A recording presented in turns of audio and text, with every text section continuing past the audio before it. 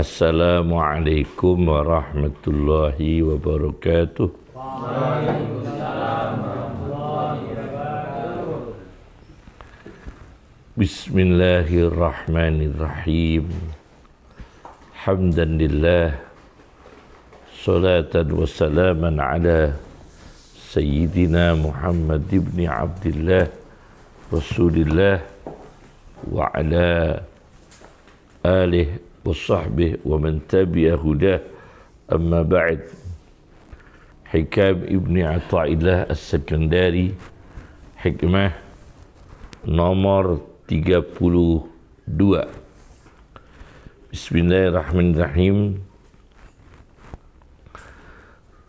Tashawwufuka ila ma batana fika minal uyub khairun min tashawwufika ila ma khujiba anka minal ghuyub. Tashawwufuka utawi keinginanmu sing berlebihan, utawi tujuanmu sing berlebihan, ihtimamuka az-zaid ilama maring perkara. Maknane tasyawufuka, saya ulangi, kepentinganmu sing berlebihan, ilama maring barang, batona kang batin apa ma, fika ing dalam sira, di dalam dirimu, yaitu kamu sangat ingin tahu yang ada di dalam dirimu, sesuatu yang tidak kelihatan, minal uyubi, saking piro-piro cacat. Kita ingin tahu cacat kita sendiri, ingin tahu kekurangan kita sendiri. Khairun, iku lebih baik, luwih bagus, min tasyawwufika, daripada kepentinganmu sing berlebihan, min tasyawwufika, daripada kepentinganmu sing berlebihan, ilama maring perkara, hujiba kang dialing-alingi apa ma, ingin tahu sesuatu yang tertutup tabir, angka saking sira, minal ghuyubi, saking perkara-perkara gaib. Yakni orang itu ketika menempuh riyadhah, tirakat, dengan riyadhah fisik, puasa, dengan riyadhah lidah, berzikir, dengan riyadhah jiwa, tafakkur. Sebagian dari mereka ingin mendapatkan kasyaf. Kasyaf itu apa? Diperlihatkan perkara gaib, dibuka, disingkap. Bahkan orang akan memandangnya suatu keajaiban. Karena apa? Karena dia sudah mencapai kasyaf, mencapai keajaiban bisa melihat perkara gaib, bisa menebak isi hati orang, itu kan kasyaf. Bisa membaca hati orang, bisa tahu apa yang baru saja dilakukan seseorang. Kamu habis begini kan? Kamu habis melakukan ini, dia tahu. Orang akan terkagum dan meyakininya sebagai wali. Tapi menurut Ibnu Athaillah, orang yang punya kelebihan ini lebih baik dia dingertikan kekurangannya sendiri. Dia lebih baik dingertikan, ingin tahu cacatnya sendiri, kekurangannya sendiri, daripada kita ingin mendapatkan kasyaf, bisa melihat isi hati orang, mendapatkan karomah, bisa membaca batin orang. Itu ditinggalkan. Lebih baik kita ingin tahu kekurangan sendiri, daripada kita diperlihatkan Allah perkara-perkara gaib, termasuk batin orang yang tidak baik, kita tahu. Itu kalau bisa jangan. Lebih baik kita tahu kekurangan kita sendiri. Menurut Ibnu Athaillah as-sekundari. Oleh karena itu, dalam kesempatan ini saya baca Syarah Hikam karya seorang profesor, dokter,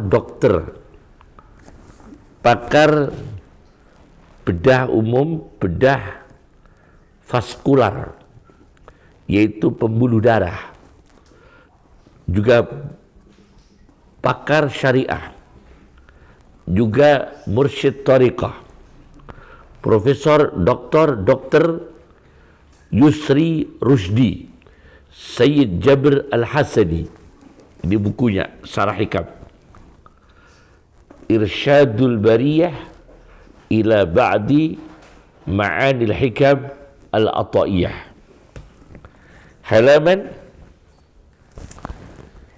Di halaman 145, 146, 147, 148. Di sini ada kasus, yaitu seorang bernama Syekh Shadiq Al-Adwi. Dia seorang wali, diperlihatkan perkara gaib, bahkan bisa membuka aib orang, yakni bisa diperlihatkan aib seseorang. Ya, bukan membuka, ya, menyebarkan, bukan, tapi disingkap. Tapi pada akhirnya dia punya karomah kasyaf, bisa melihat aib orang yang tersembunyi, yang dirahasiakan. Tapi pada akhirnya beliau wasara yakrahul khuruja min baitih. Dia tidak suka keluar rumah.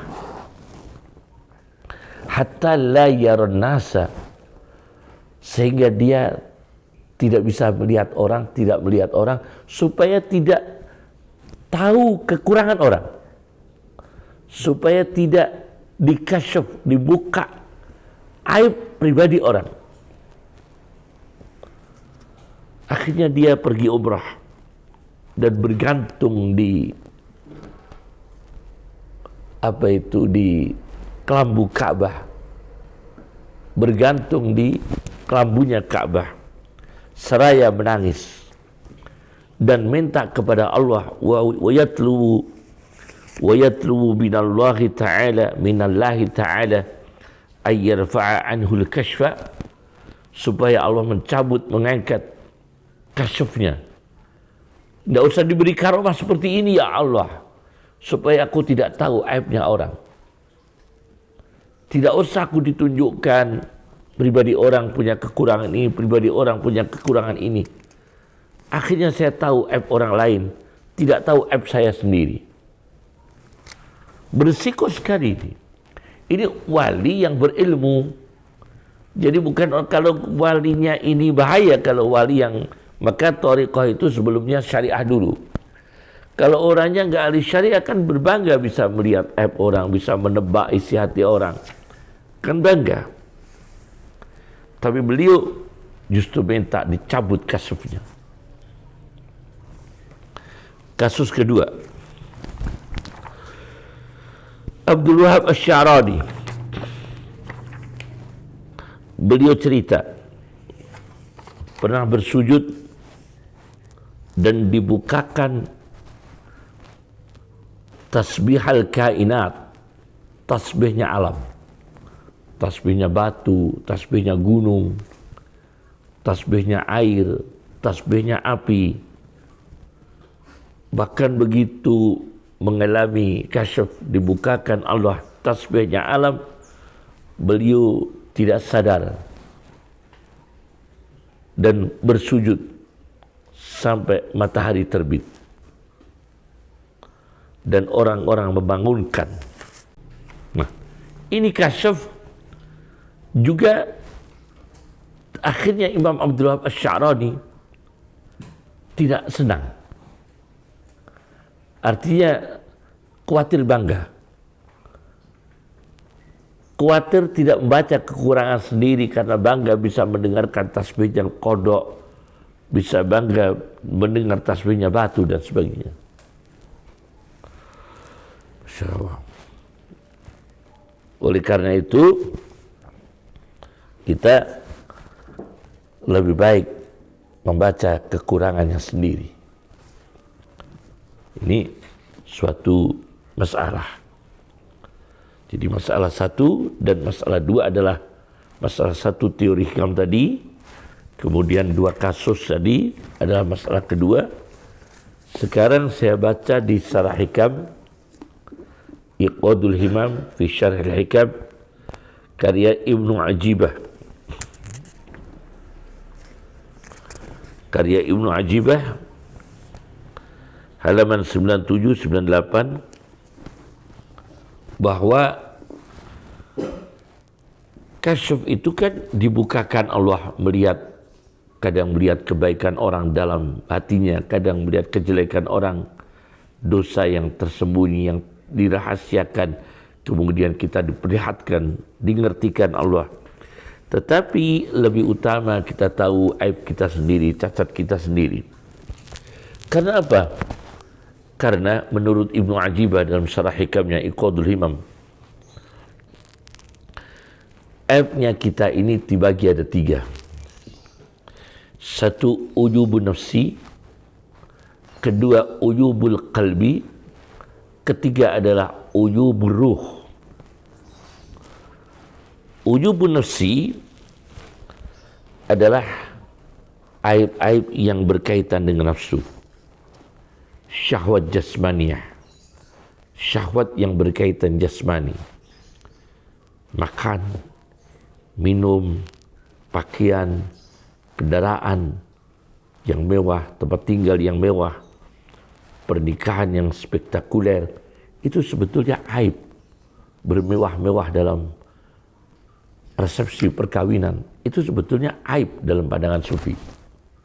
Termasuk ujubun nafsi, cacatnya diri, cacatnya nafsu, pengelolaan nafsu yang belum bagus, pesta perkawinan yang bermewah-mewah, itu sebetulnya dalam tinjauan agama termasuk ujubun nafsi, aibnya nafsu.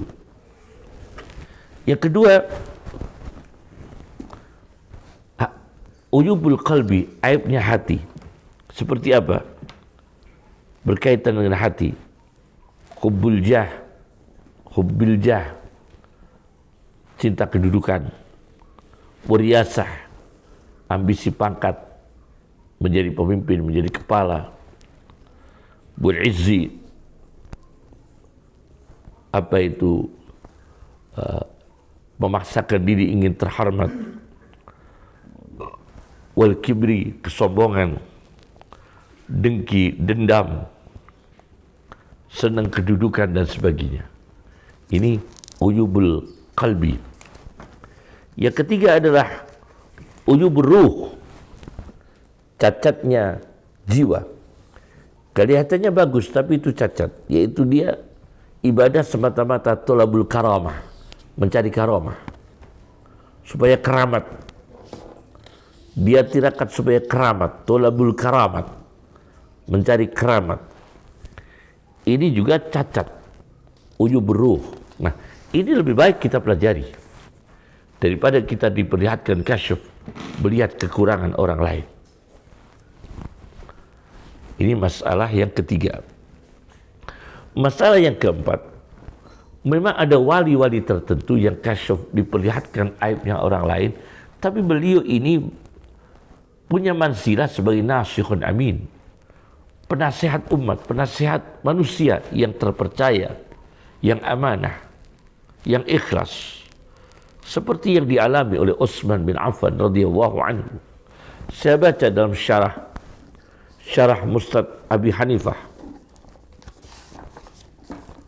syarah Mustad Abi Hanifah. Kalau tadi Iqadul Himam, ini kitabnya syarah Hikam. Kalau ini syarah Mustad Abi Hanifah, yaitu Mulla Ali Al-Qari, ya, di halaman 566. Ketika ada seseorang yang habis melirik perempuan, melihat perempuan, bertamu kepada Utsman bin Affan. Apa kata Utsman? Ada tamu, yang tamu itu habis melirik perempuan. Tamu itu habis lihat perempuan yang bukan istrinya, bukan mahramnya, bukan saudara kandungnya. Kata Utsman bin Affan, yadkhulu ahadukum bi'ainin zaniyah. Salah satu di antara kalian tamu, matanya habis berzina ya.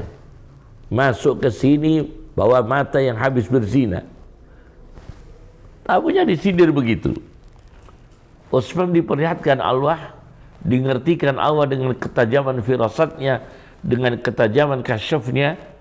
Salah satu tamu yang hadir itu, ada yang baru saja matanya melakukan maksiat, matanya baru saja berzina, yakni melihat perempuan, menikmati dengan nafsunya yang bukan mahramnya.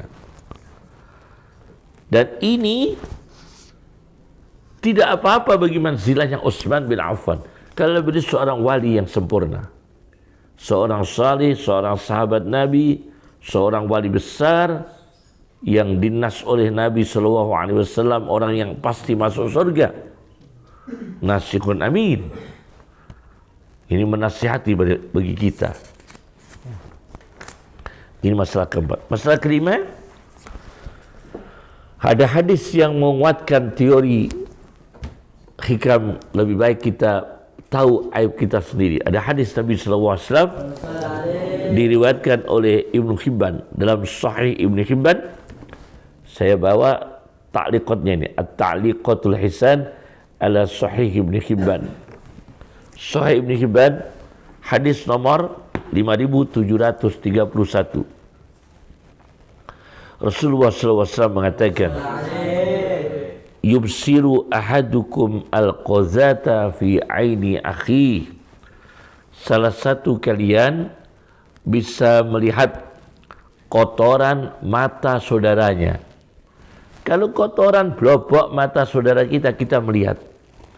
Tapi wayansal jiz'a fi aini, dia lupa, dia tidak melihat ada batang kayu, ada batang pohon yang di matanya, nempel di matanya. Dia nggak lihat karena nempel. Wayansal jid'a fi aini, dia lupa batang pohon yang nempel di matanya, tapi melihat kotoran mata saudaranya. Nah, ini kita kalau karomah-karomah seperti tadi, melihat kekurangan orang lain, mendebak perbuatan orang lain, akhirnya kita tidak mempelajari kekurangan kita sendiri dan tidak introspeksi dan muhasabatun nafsi, evaluasi diri. Assalamualaikum warahmatullahi wabarakatuh.